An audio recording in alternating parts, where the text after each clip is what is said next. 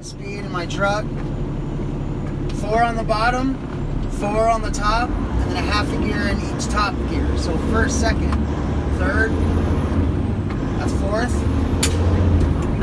fifth, 5.5, it's the high gear on the fifth, 6, you have another half a gear, we just switch, no clutch.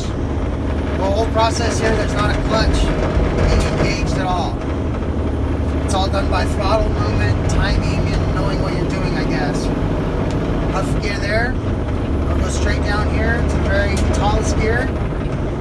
That's the tallest gear in the truck, and then we click this air splitter here to switch. And I get out of the throttle, I get back in it. That's the overdrive, that's the tallest gear in the truck. Now at 55 miles an hour, it's only 1,300 RPM.